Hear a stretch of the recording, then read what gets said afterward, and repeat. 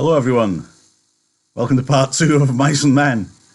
I'll be disappointing those of you who've been taught by me before by not dressing as Curly's wife for this bit, but you will meet pretty much all the main characters. Now, there aren't that many characters in Of Mice and Men that you can actually be tested on.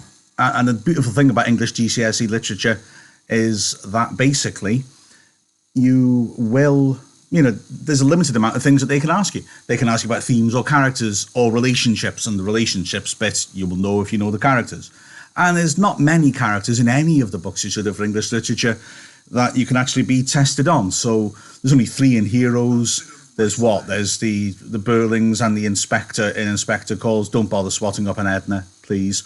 And then in Of Mice and Men, there's mainly George, Lenny, and the people we'll meet today. So about 6 characters. So that's quite nice. Should we crack on? I'll apologise in advance. I always apologise for the swearing. Although I've got to say my personal opinion is quite mild. Okay, so I don't think it's that bad. But frankly, a different type of apology for the racist language, and we will have racist language, so I apologise in advance about that. Steinbeck wants to show what society is like then. He wants to show how cruel people are to each other, and he wants to be realistic, and therefore he uses racist language because he is setting the atmosphere of that's what they're like on the ranch. They're not particularly concerned about other people's sensibilities. And maybe reflecting as well, context, remember, what attitudes were like in the 1930s. Sadly, we can't pretend that we've overcome it now, can we? Goodness me, sadly not. But certainly in the 30s, those sort of attitudes were more prevalent, I guess. Remember, this is only 65 years after the American Civil War ended, and ostensibly the main cause of it was the abolition of slavery. So you can change the law, but you can't necessarily change attitudes as quickly. So anyway, should we crack on? Remember, last time Lenny and George were, I was going to say in the jungle then. I'm addled this morning. I just set myself up and I was nice and cozy and ready to go. And then I thought, where's my book? Don't worry, I've got it. Sorry, right. So Lenny and George were in the brush, sleeping the night. That means they're late to turn up for work because remember the bus driver dropped them off in the wrong place. And so George decided they'd settle down for the night. So they're going to have to go to work now and explain. And remember, what does Lenny have to remember, everyone? Not going to say a thing. Yeah. Okie dokie then. Oh, the other thing, remember, I will go over questions and comments afterwards. Okay? I might even jump in on Kyle and Dylan's turtle versus tortoise controversy. I was more of a pigeon man myself. Evening of a hot day started the little wind to moving among the leaves. The shades climbed up the hills towards the top. I've read that. Sorry, I'm on the wrong page. I told you I was addled this morning. There we are. Right, so they've slept the night where the rabbits are like little sculptured grey stones. I like that image. Okay, and now we're in the bunkhouse. The bunkhouse was a long rectangular building. Inside, the walls were whitewashed and the floor unpainted. In 3 walls, there were small square windows, and in the 4th, a solid door with a wooden latch. Against the walls were 8 bunks, 5 of them made up with blankets, and the other 3 showing their burlap ticking. Over each bunk, there was nailed an apple box with the opening forward so it made 2 shelves of the personal belongings of the occupant of the bunk. And these shelves were loaded of little articles, soap and talcum powder, razors, and those Meston magazines ranchmen love to read and scoff at and secretly believe. And there were medicines on the shelves and little vials, combs, and from nails on the box sides a few neckties. Near one wall there was a black cast iron stove, its stovepipe going straight up through the ceiling. In the middle of the room stood a big square table, littered with playing cards, and around it were grouped boxes for the players to sit on. So this is very, very, very basic. Whitewashed walls. They're just wooden walls with a bit of whitewash on. It's completely unpainted. The small windows, the beds are very basic, and some of them have got the stuffing showing coming out of the mattresses. Crates hammered to the walls to make shelves for people to put things on. And they've only got small amounts of belongings because these guys are basically homeless, drifting around from ranch to ranch with their life's possessions on their backs now. So Yeah, it's very basic. Sip of water. Let's meet some characters. I have come dressed as Candy for the occasion. At about 10 o'clock in the morning, the sun threw a bright, dust-laden bar through one of the side windows, and in and out of the beam, flies shot like rushing stars. The wooden latch raised. The door opened, and a tall, stoop-shouldered old man came in. He was dressed in blue jeans, and he carried a big push broom in his left hand. Behind him came George, and behind George, Lenny. "Boss was expecting you last night," the old man said. "You were sore as hell when you wasn't here to go out this morning." He pointed with his right arm, and out of the sleeve came a round, stick-like wrist, but no hand. "You can have them 2 beds there," he said, indicating 2 bunks near the stove. George stepped over and threw his blankets down on the burlap sack of straw that was a mattress. He looked into the box shelf and then picked a small yellow can from it. "Say, what the hell's this?" "I don't know," said the old man. "Says positively kills lice, roaches, and other scourges. What the hell kind of bed you giving us anyways? We don't want no pants rabbits." The old swamper shifted his broom and held it between his elbow and his side while he held out his hand for the can. He studied the label carefully. "Tell you what," he said finally, "last guy that had this bed was a blacksmith. Hell of a nice fella, and as clean a guy as you want to meet. Used to wash his hands even after he ate."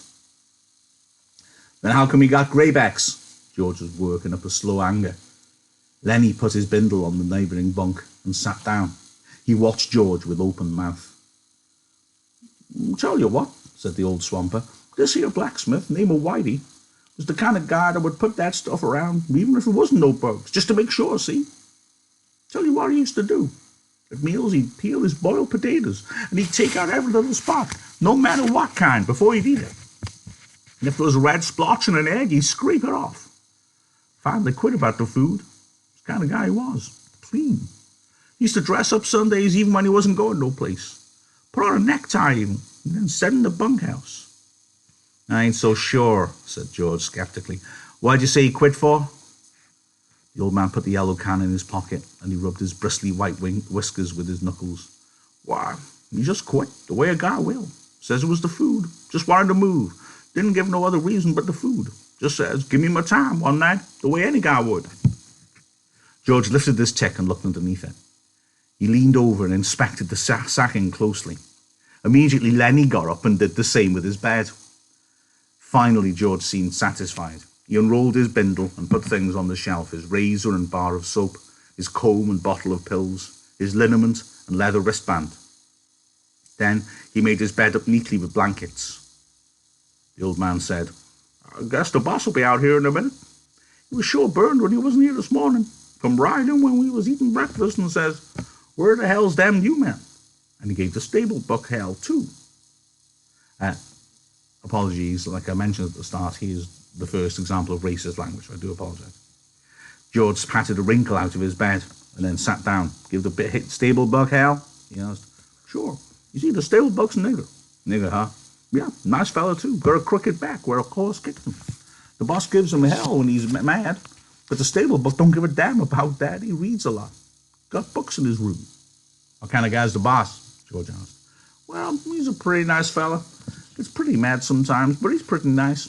Tell you what, know what he done Christmas? Bring a gallon of whiskey right in here and says, 'Drink hearty, boys. Christmas comes but once a year.' Hell, he did. Whole gallon? Yes, sir. Jesus, we had fun. They let the nigger come in that night. Little Skinner, mean as Smitty, took after the nigger. Done pretty good, too. Guys wouldn't let him use his feet. Nigger got him. If he could have used his feet, Smitty said you would have killed the nigger. The guy said on account of the nigger's got a crooked back, Smitty can't use his feet." He paused in relish of the memory.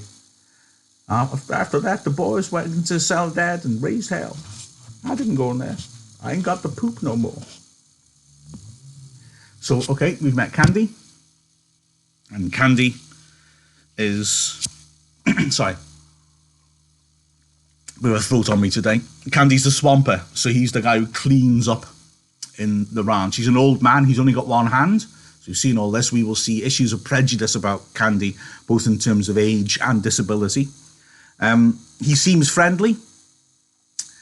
There's that casual, horrible racism about crooks. Candy actually speaks about crooks pleasantly. Nice fella, too. And in a way, that's a scary type of sort of casual racism, isn't it, really? It just feels acceptable to use such a word to describe Crooks.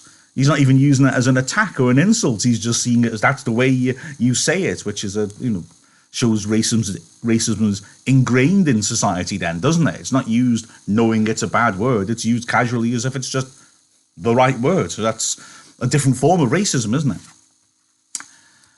Crooks clearly is an outsider, keeps himself to himself, got books in his room. He sounded odd, that, didn't he? He reads, he's got books in his room. The others haven't. That tells us something about the education of the people there. Crooks is allowed in once at Christmas, but only to have a fight. So almost for their entertainment. But anyway, back to Candy as well. So we'll learn more about him in a little bit. We see the bad conditions. George is concerned that the bed's dirty and he might get pants rabbits. Might get infested if he sleeps on the dirty mattress.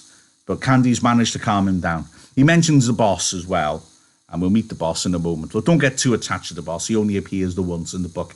You won't get asked questions about him. We could get an extract question on when they meet the boss, but that's the only time they meet him. We don't have to really know him intimately as a character.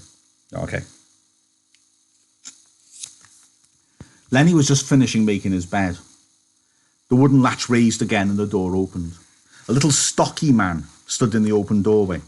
He wore blue jean trousers, a flannel shirt, a black unbuttoned vest, and a black coat. His thumbs were stuck in his belt on each side of a square steel buckle. On his head was a soiled brown Stetson hat, and he wore high-heeled boots and spurs to prove he was not a labouring man. Okay, chaps, it's time for me to move around a bit. Scary thought. This is the boss. The boss is dressed in a way which shows his authority. When it says vest, it's not in the British sense, it's a bit weird, because he's dressed up smart, but with a vest on top. Very nice. It's not that. Vest is in American dialect would be a waistcoat. So he's dressed up quite smart. He's got his boots on to show he's not a working man. He also, Steinbeck's description of him is really interesting because he describes him as being stocky. I'm stocky. I'm not massively tall. I'm wide. I'm wide in this direction as well, but I'm not referring to that in this sense. He's a small, stocky, wide sort of man. And he stands... Oh, let's shift this webcam down a bit so you can see properly. Oh, God, I'm going to regret this. He stands sort of a solid pose. He's got his thumbs either side of his belt buckle, so he's standing there like with authority. You know how like a strong teacher will come in and won't start shouting at you necessarily, but will walk in and stare at you. And you think, ooh, better behave. That sort of authority is what we're trying to get across. And I think the stockiness adds to that. Sort of sense of like a little square, strong man with power. Yeah? Like Shaqiri for Liverpool, the atomic cube. He's square and compact and strong. Contrast that, if you think about comedy characters, I'm going a bit... some of these will be a bit old-fashioned, I apologise. Ask your parents. Look on Google. I believe that's good. Comedy characters are often use their sort of tall, thin lankiness for comic effects. John Cleese, Basil Fawlty in Fawlty Towers. Curtin in This Country. Mackenzie Crook, what's his character's in Gareth, is it? In The Office. Tall, thin comedy characters who look a bit gangly and a little strange. Peter Crouch, they maybe lack authority. Basil Fawlty runs a hotel. He does not, though, have authority. His little wife has the authority. And then likewise in this guy's stocky. He's got authority. Press red button and I'll tell the story of the head teacher when I was doing teacher training, who was stocky and the most terrifying man I've ever seen in my life. There is no red button. I'm winding you up. Message me. No, don't please don't message me. Okay, so here he is, this guy, standing in the doorway. The old swamper looked quickly at him and then shuffled to the door, rubbing his whiskers with his knuckles as he went. He's scared, and them guys just come, he said, and shuffled past the boss and out the door. Remember, they're late, aren't they? The boss stepped into the room with the short, quick steps of a fat-legged man. I wrote Murray and ready. I wanted 2 men this morning. You got your work slips? George reached into his pocket and produced the slips and handed them to the boss. It wasn't Murray and Reddy's fault. It says right here on the slip that you was to be here for work this morning. George looked down at his feet. Bus driver give us a bum steer, he said. Yet we had to walk 10 miles. Says he was here when we wasn't. We couldn't get no rides in the morning. The boss squinted his eyes. Well, I had to send out the green team short 2 buckers. Won't do any good to go out now till after dinner. He pulled his time book out of his pocket and opened it where a pencil was stuck between the leaves. George scowled meaningfully at Lenny, and Lenny nodded to show that he understood. Remember, not going to say a thing. The boss licked his pencil. What's your name? George Milton. And what's yours? George said. His name's Lenny Small. The names were entered in the book. Let's see, this is the 20th, noon the 20th. He closed the book. Where you guys been working? Up round Weed, said George. You too? To Lenny. Yeah, him too, said George. The boss pointed a playful finger at Lenny. He ain't much of a talker, is he? Nah, he ain't, but he's sure as hell a good worker. Strong as a bull. Lenny smiled to himself. Strong as a bull, he repeated. George scowled at him and Lenny dropped his head in shame at having forgotten. The boss said suddenly, Listen, Small. Lenny raised his head. What can you do? In a panic, Lenny looked at George for help. He can do anything you tell him, said George. He's a good skinner. He can wrestle grain bags, drive a cultivator. He can do anything. Just give him a try. The boss turned to George. Why don't you let him answer? What are you trying to put over? George broke in loudly. Oh, I ain't saying he's bright. He ain't. But I say he's a goddamn good worker. He can put up a 400-pound bale. The boss deliberately put the little book in his pocket. He hooked his thumbs in his belt and squinted one eye nearly closed. See, what you selling? Huh? I said, what stake you got on this guy? You taking his pay away from him? No, of course I ain't. Why you think I'm selling him out? Well, I never seen one guy take so much trouble for another guy. I just like to know what your interest is. George said, he's my cousin. I told his old lady I'd take care of him. He got kicked in the head by a horse when he was a kid. He's all right, just ain't bright. But he can do anything you tell him. The boss turned half away. Well, God knows he don't need any brains to buck barley bags. But don't you try to put anything over, Milton. I got my eye on you. Why'd you quit Weed? Job was done, said George promptly. What kind of job? We was digging the cesspool. All right, but don't try to put nothing over. Because you can't get away with nothing. I've seen wise guys before. Going out with the grain teams after dinner. They're picking up barley at the threshing machine. Go out with Slim's team. Slim? Yeah. Big, tall Skinner. You'll see him at dinner. He turned abruptly and went to the door, but before he went out, he turned and looked for a long moment at the 2 men. When the sound of his footsteps had died away, George turned on Lenny. So you wasn't going to say a word. You was going to leave your big flappers shut and let me do the talking. Damn near lost us the job. Lenny stared helplessly at his hands. I forgot, George. Yeah, you forgot. You always forget, and I got to talk you out of it. He sat down heavily on his bunk. Now he's got his eye on us. Now we got to be careful not make no slips. You keep your big flappers shut after this.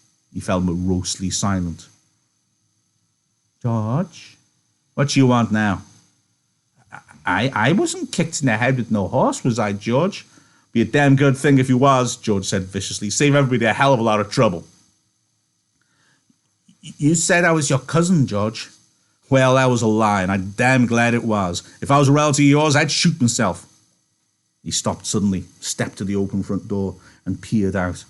Say, what the hell are you doing listening? The old man came slowly into the room. He had his broom in his hand, and at his heels there walked a drag-footed sheepdog, grey of muzzle and with pale, blind old eyes. The dog struggled lamely to the side of the room and lay down, grunting softly to himself and licking his grizzled, moth-eaten coat. The swamper watched him until he was settled. Oh, I wasn't listening. I was just standing in the shade a minute, scratching my dog. Just now finished swamping out the wash house. You was poking your big ears into our business, George said. I don't like nobody to get nosy. The old man looked uneasily from George to Lenny and then back. I just come here, he said. I didn't hear nothing you guys was saying. I ain't interested in nothing you was saying. A guy on a ranch don't never listen, nor he don't ask no questions. Damn right he don't, said George, slightly mollified. Not if he wants to stay working long, He was reassured by the Swamper's defence. "Come on in and sit down a minute," he said. "That's a hell of an old dog." Before we get onto the dog, okay, so they've seen the boss and they've got away with the boss, with being late. He's talked his way through it. So, sorry. And then we know now that George and Lenny aren't related. We know Lenny's not being kicked in the head by a horse. That's the question on everyone's mind. That's how I always, when I meet a stranger, that's one of my first questions. "Hello, what's your name? How do you do? Where are you from? Have you been kicked in the head by a horse?" So, well, certainly I've been asked that a lot myself. But it was a donkey. The conversation then, it's interesting, they're starting to soften, aren't they, to Candy. Candy wants to be friendly. Friendship and relationships is massive in this book. Steinbeck's point will be that people are selfish and self-obsessed in times of crisis. We've kind of seen that around us now, aren't we? Hello, hoarders. And so the same with this, people looking out for themselves and failing to care about other people, have empathy for other people. But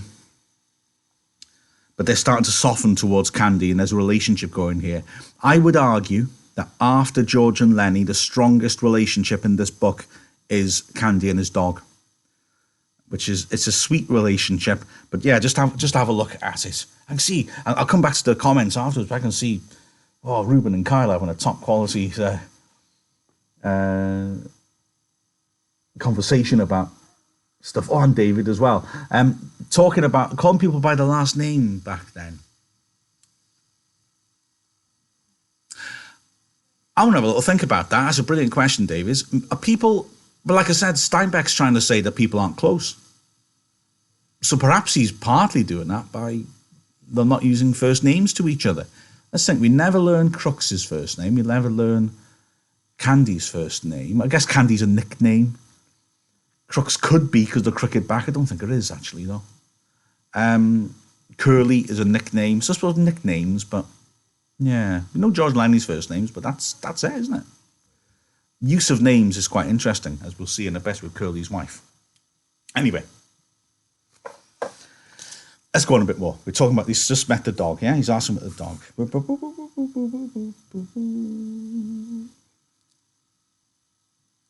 Yeah. So George said, "That's a hell of an old dog." Yeah, I had him ever since he was a pup. God, he was a good sheep dog when he was younger. He stood his broom against the wall and he rubbed his white bristled cheek with his knuckles. "How'd you like the boss?" he asked. "Pretty good. Seemed all right." "He's a nice fella," the Swamper agreed. "You got to take him right." At that moment, a young man came into the bunkhouse, a thin young man with a brown face. Again, it's tan. It's not an issue for racism. With brown eyes and a head of tightly curled hair. He wore a work glove on his left hand, and like the boss, he wore high-heeled boots. "Seen my old man?" he asked. The Swamper said, "He was here just a minute ago, Curly. Went over to the cookhouse, I think." "I'll try and catch him," said Curly. His eyes passed over the new men, and he stopped. He glanced coldly at George and then at Lenny. His arms gradually bent at the elbows and his hands closed into fists. He stiffened and went into a slight crouch. His glance was at once calculating and pugnacious. Lenny squirmed under the look and shifted his feet nervously. Curly stepped gingerly close to them. "You the new guys the old man was waiting for?" "We just come," said George. "Let the big guy talk." Lenny twisted with embarrassment. George said, "Suppose he don't want to talk." Curly lashed his body around. "By Christ, he's got to talk when he's spoke to. What the hell are you getting into it for?" "We travel together," said George coldly. "Oh, so it's that way." George was tense and motionless. "Yeah, it's that way." Lenny was looking helplessly to George for instruction. "And you won't let the big guy talk, is that it?" "He can talk if he wants to tell you anything." He nodded slightly to Lenny. "We just come in," said Lenny softly. Curly stared levelly at him. "Well, next time you answer when you're spoke to." He turned towards the door and walked out, and his elbows were still bent out a little. It's Curly! What a jerk he is. Right, and body language. Remember I said about entrances? The boss stands framed in the door, standing there, showing his authority, demanding their attention. Curly comes charging in, full of energy. The only thing that's mentioned about his clothing is that he wears the boots like his dad, like to show he's got authority. Yeah, yeah. When I was a training teacher, I was sent to one of the toughest schools in Liverpool. And I grew a beard, a big beard, because I thought it would make me look older and have more authority. It didn't actually mean I had any more authority. I just wanted to give that impression. Curly, well, does he actually have the respect of the others? Or does he need to do things like wear the boots to show that he's in charge? Do you see what I mean? Has he actually got authority? He's very aggressive. He's unpleasant. And it's the way he behaves. He meets strangers. Now, I'm saying about people being self-obsessed. What a way to greet strangers. He weighs them up. He looks at them as if he's weighing them up, not like greeting them. And then his arms bend and his hands go into fists. He starts crouching a bit. He's getting into his boxing stance. I've never looked more like Ernest Hemingway. He's getting into his boxing stance. Man, he's a psychopath. That's mad, isn't it? He's aggressive. He's straight in Lenny's face straight away. George is quite cool the way he handles him, isn't he?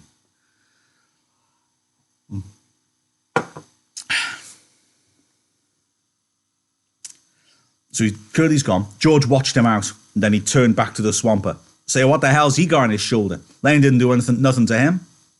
The old man looked cautiously at the door to make sure no one was listening. That's the boss's son, he said quietly. Don't want him to hear. Curly's pretty handy. He done quite a bit in the ring. He's a lightweight. He's handy. Well, let him be handy, said George. He don't have to take after Lenny. Lenny didn't do nothing to him. What's he got against Lenny? The swamper considered. Well, tell you what. Curly's like a lot of little guys. He hates big guys. He's all time picking scraps with big guys. Kind of like he's mad at him because he ain't a big guy. You've seen little guys like that, ain't you? Always scrappy. Sure, said George. I've seen plenty tough little guys, but this Curly better not make no mistakes about Lenny. Lenny ain't handy, but this Curly punk's gonna get hurt if he messes around with Lenny. Well, Curly's pretty handy, the swamper said skeptically. Never did seem right to me. Suppose Curly jumps a big guy and licks him. Everybody says what a game guy Curly is. Suppose he does the same thing and gets licked. And everybody says the big guy ought to pick somebody his own size. And maybe they gang up on the big guy. Never did seem right to me. Seems like Curly ain't giving nobody a chance. George was watching the door. He said ominously, well, he better watch out for Lenny. Lenny ain't no fighter, but Lenny's strong and quick, and Lenny don't know no rules. He walked to the square table and sat down on one of the boxes. He gathered some of the cards together and shuffled them. So, yeah, Curly's got, what as they say, a chip on his shoulder. He's small, he's aggressive, he wants to prove himself by beating up big guys. He's... Oh, I forgot what I was going to say then. What I was going to say. And he says he picks his fights carefully. If he fights a big guy and wins, he's a hero. If he fights a big guy and loses, the big guy looks bad for bullying the little guy. So he's calculating, isn't he? He knows what he's doing. The old man sat down on another box. Don't tell Curly I said none of this. He'd slow me. He just don't give a damn. Won't ever get canned because his old man's the boss. George cut the cards and began turning them over, looking at each one and throwing it down on a pile. He said, this guy Curly sounds like a son of a bitch to me. I don't like mean little guys. Seems to be like he's worse lately, said the swamper. He got married a couple of weeks ago. Wife lives over on the boss's house. Seems like Curly's cockier than ever since he got married. George grunted. Maybe he's showing off for his wife. The swamper warmed to his gossip. Seen that glove on his left hand? Yeah, I seen it. Well, that glove's full of Vaseline. Vaseline? What the hell for? Well, I'll tell you what. Curly says he's keeping that hand soft for his wife. George studied the cards absorbedly. That's a dirty thing to tell around, he said. The old man was reassured. He'd drawn a derogatory statement from George. He felt safe now. And thus, banter was invented. So, yeah, he's keeping his hand soft for his wife. And so because of that, saying that and George saying, you filthy old man, Candy feels comfortable now. George has insulted him a bit. The banter begins. Their friendship's more real and Candy feels confident enough to sort of talk in a friendly, trustful manner to each other. Candice felt safe now and spoke more confidently. Wait till you see Curly's wife. George cut the cards again and put out a solitaire lay, slowly and deliberately. Pretty? He asked casually. Yeah, pretty, but... George studied his cards. But what? Well, she got the eye. Yeah? Married 2 weeks and got the eye? Maybe that's why Curly's pants is full of ants. I've seen her give Slim the eye. Slim's Jerkland Skinner. Hell of a nice fella. Slim don't need to wear no high-heeled boots on a green team. I've seen her give Slim the eye. Curly never seen it. And I've seen her give Carlson the eye. George pretended a lack of interest. Looks like we're going to have fun. Swamper stood up from his box. Know what I think? George didn't answer. Well, I think Curly's married a tart. You ain't the first, said George. There's plenty done that. Okay. Oh, it just splashed water onto my face. Our first mention of Curly's wife. Important things to understand even before we meet her. They call her Curly's wife. They don't call her by her name. Sorry. Throat's giving out here. And that's an indication of how they view her. So sexism in the book. We never learn her name. Because no one ever calls her that. So we're talking about names for giving respect. No one can be bothered to give her the respect of saying her name. Also, immediately, what do we find out about her? She's a tart. She's flirting. She's giving guys the eye. She's looking around at all the men. Immediate sexist judgment. A woman who looks at other men is a tart. And we'll see this throughout. And look out for the words that are used to describe her throughout, because she is objectified and referred to in a very sexist way. Objectified? Well, look, Curly's wife. Yeah? Apostrophe S, come on. Angry Grammar Man fans, apostrophe S. Apostrophe of possession. Curly owns his wife. That's how she's seen. She's defined by who she's married in the eyes of the men. So lots of sexist points about Curly's wife. Before we've even met her, there'll be plenty more to come, I assure you. I will grant you, she does seem to be flirtatious with the men, and she's not long married. I'm not saying that's great, but there are other situations and circumstances which we'll understand later on. I was distracted, by the way, a little bit back by seeing a message. Hi, Lisa. It's very good to hear from you. And yes, the fruit tea bags on the ceiling. I better not mention that to the boss now, I'm telling you, just in case I bring it back. Oh, some good qualities coming up here. Comments. I might read another page or so, but as you can hear, my throat's coming out. I was intending to read a tiny bit more than this. But, okay, yeah, probably. I'll do one more page, I think.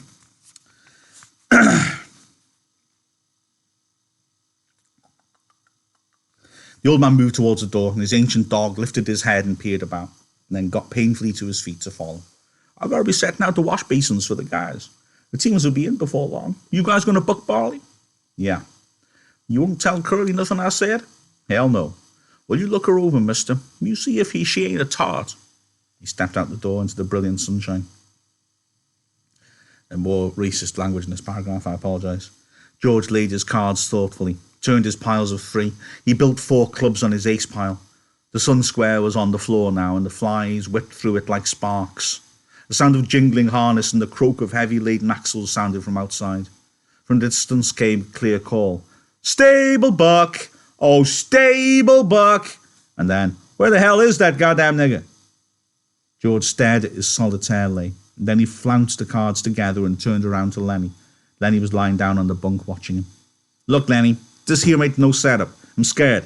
You're going to have trouble with that Curly guy. I've seen that can before. He was kind of feeling you out.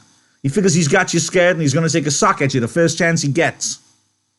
Lenny's eyes were frightened. I don't want no trouble, he said plaintively. Don't let him sock me, George. George got up and went over to Lenny's bunk and sat down on it. I hate that kind of bastard, he said. I've seen plenty of him. Like the old guy says, Curly don't take no chances. He always wins. He thought for a moment. If he tangles with you, Lenny, we're going to get the can. Make no mistake about that. He's the boss's son. Look, Lenny, you try to keep away from him, will you?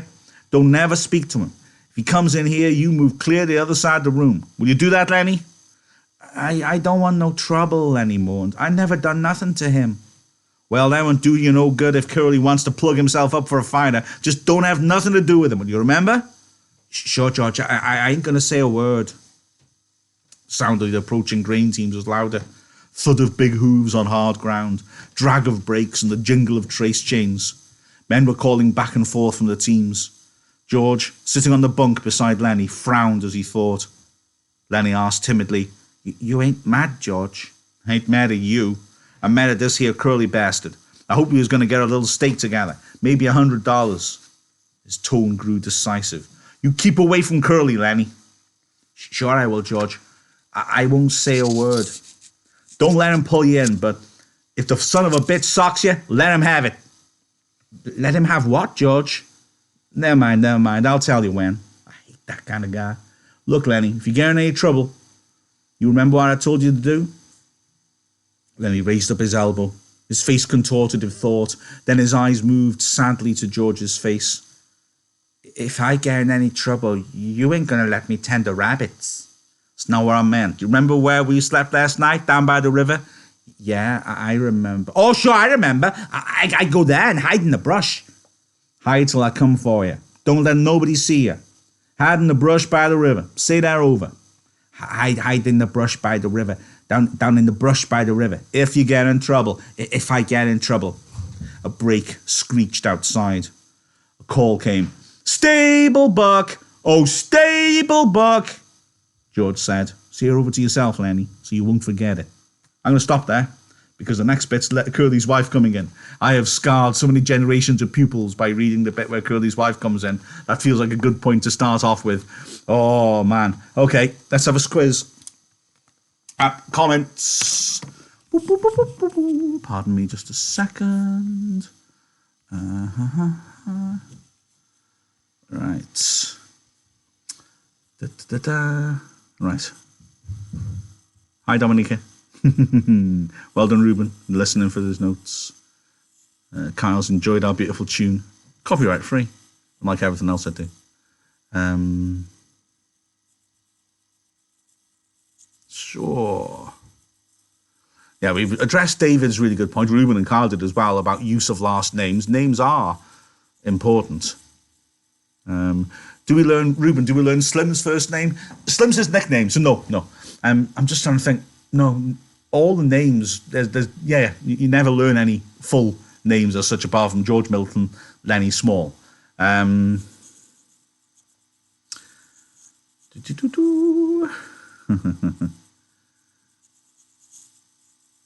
then Ruben's talking about sexism. That's a good point. That it was still in the times of a patriarchal society. So therefore, men didn't see women in how men see women now. I wish I fully agreed with you, Ruben. There's still a hell of a lot of sexist attitudes out there, mate. I'm telling you, sadly, just like racism hasn't gone away. More people are sensible now, but sadly not enough. But yes, in terms of answering the question on this, the attitude towards women, is very clear. She's the only female in the whole book, for a start. It's a very male environment, and very dangerous environment as well. And the only other mention of women is Aunt Clara, who is the sort of dream figure, but is dead. And she is like she's a sort of cliched sexist, sort of matriarch figure, isn't she? The sort of mummy looking after people. And she's sort of romanticized because she's gone. And prostitutes. There's quite a few mentions of prostitutes in this. We'll get to that tomorrow.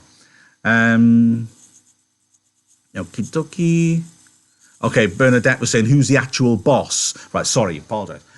The boss is the boss. As Dylan says, the boss character. And then as Dylan said, the boss's son is second in command. Yes, absolutely correct.